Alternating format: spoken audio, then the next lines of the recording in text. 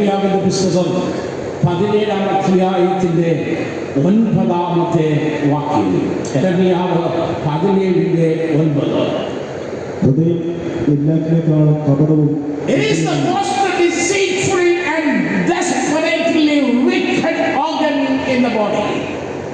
അതാണ് ഇംഗ്ലീഷ് വ്യാഖ്യാനം നൽകിയിരിക്കുന്നത്. The most deceitful and desperately wicked organ in the body of a man. ഒരു മനുഷ്യ ഹൃദയം കാപട്യം കൊണ്ട് നിറഞ്ഞിരിക്കുന്നതാണ്, ദുഷ്ടത കൊണ്ട് നിറഞ്ഞിരിക്കുന്നതാണ്. ഈ കാപട്യം നിറഞ്ഞ ദുഷ്ടത നിറഞ്ഞ ഹൃദയം കൊണ്ട് എങ്ങനെയാണ് പാപം ചെയ്യാതിരിക്കുവാൻ കഴിയുന്നത്?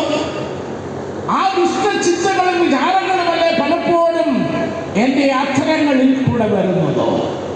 അപ്പോൾ ഞാൻ പാപം ചെയ്യുകയില്ല, ലംഘനം ചെയ്യുകയില്ല എന്ന് ദാവീദ് പറഞ്ഞപ്പോ അതിൽ അന്തർലീനമായിരിക്കുന്ന മർമ്മമെന്ന് പറയുന്നത് he had got a new heart, a renewed heart, a transformed heart.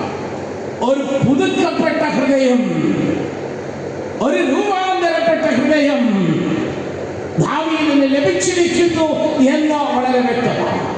അപ്പോൾ ആ പുതുക്കപ്പെട്ട ഹൃദയത്തോടുകൂടെ ഓർക്കേണ്ടത് 2 സമൂഹത്തിന്റെ 11-ാം അധ്യായത്തിൽ ദുഷ്ടചിന്തയോടെ ദുഷ്ടവിചാരത്തോടുകൂടെ പാപത്തിലേക്ക് വഴുതി വീണ ദാവീദ പറയുന്നത് I have got a new heart and because of the transformed heart I will never transgress. ഒരിക്കലും ഞാൻ പാപം ചെയ്യുകയില്ല എന്ന്.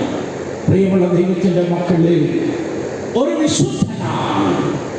ഞാൻ പറഞ്ഞ പതിനെ തന്നെ ഞാൻ വീണ്ടും ആവർത്തിക്കട്ടെ. ഒരു ദൈവ പൈതലായി ജീവിക്കണമെങ്കിൽ ഒരു പുതിയ ഹൃദയം പ്രാപിച്ചു.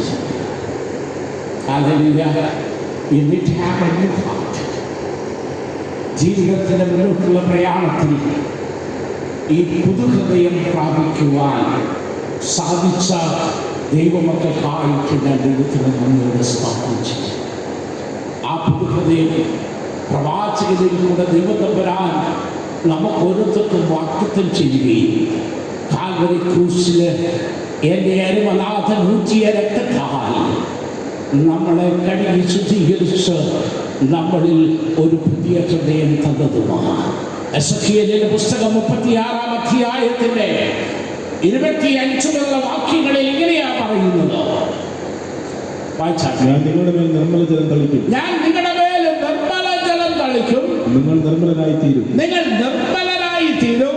ഞാൻ നിങ്ങളുടെ സകല മലിനതയെയും നീക്കി, സകല വിഗ്രഹങ്ങളെ നീക്കി നിങ്ങളുടെ സകല വിഗ്രഹങ്ങളെ നീക്കി നിങ്ങളെ നിർമ്മലീകരിക്കും. ഞാൻ നിങ്ങൾക്ക് പുതിയ ഒരു ഹൃദയം തരും. ഞാൻ നിങ്ങൾക്ക് പുതിയ ഒരു ഹൃദയം, I will give you a new heart.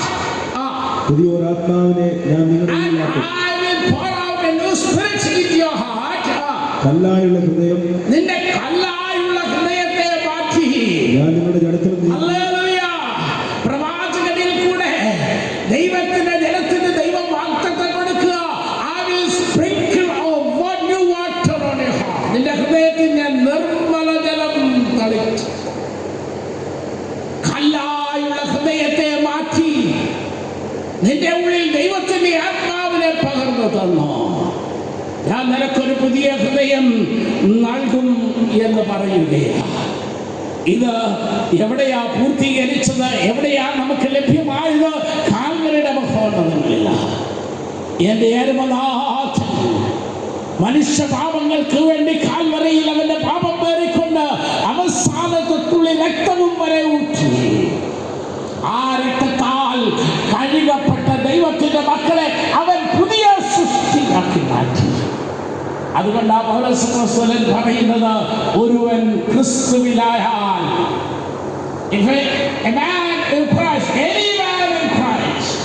he will be a new creation. അവനൊരു പുതിയ സൃഷ്ടിയാണ്. പഴയെല്ലാം കഴിഞ്ഞു. കഠിനമായ, കഴിഞ്ഞ ദിവസം പറഞ്ഞതുപോലെ ദുസ്സാഠ്യമുള്ള ജനം, അവന്റെ ദുസ്സാഠ്യം മുഴുവനും മാറ്റുവാൻ അരുമനാഥന്റെ രക്തം പോകുമായിരുന്നു. അവന്റെ രക്തം നിന്റെ സകല അതിക്രമങ്ങളെയും മോചിപ്പിക്കുന്ന യേശുവിന്റെ രക്തമാണ്.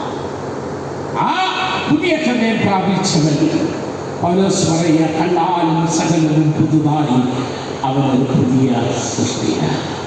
1971 10ാം ക്ലാസ്സിൽ പാസ്സാകുമ്പോൾ എൻ്റെ സഹോദരങ്ങളെല്ലാം കോളേജിൽ പഠിക്കുകയായി.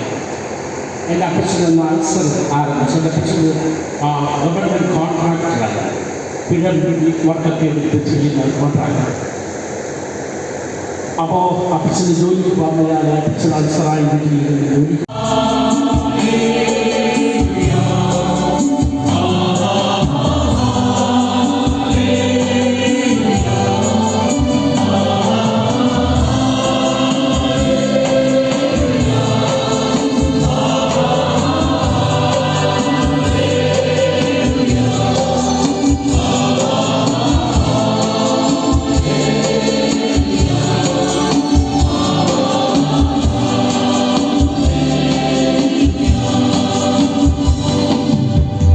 നമ്മുടെ കർത്താവായ യേശുക്രിസ്തു മുഖാന്തരം